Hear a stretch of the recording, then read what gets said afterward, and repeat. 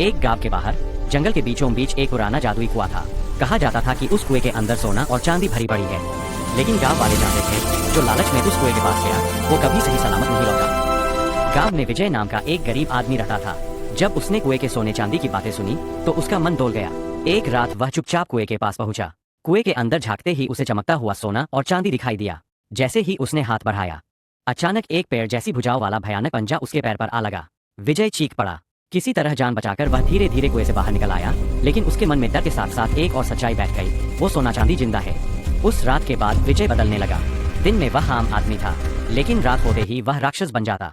उसे इंसानों का खाना नहीं चाहिए था, उसे चाहिए था गुड़िया का आटा, गुड़ प्लस आटा। विजय का एक छोटा बेटा था। हर रात वह चोरी छिपे गाँव वालों के घर से गुड़ और आटा चुरा कर लाता। विजय ने बेटे को सख्त हिदायत दी थी, किसी को कुछ मत बताना, लेकिन बचा रहता था और समझदार भी था। एक दिन बेटे ने पिता से सच पूछ ही लिया। विजय ने कांपती आवाज में सब बता दिया, कुएं की सच्चाई, सोना चांदी, वह भयानक पंजा और यह कि अगर गुड़िया का आटा खत्म हुआ तो वह सब पर हमला कर देगा। बेटे ने समझदारी दिखाई।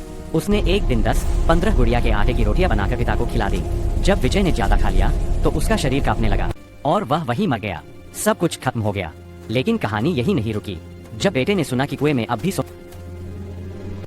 Hey everyone, like and subscribe to my channel. Click the button and join the fun.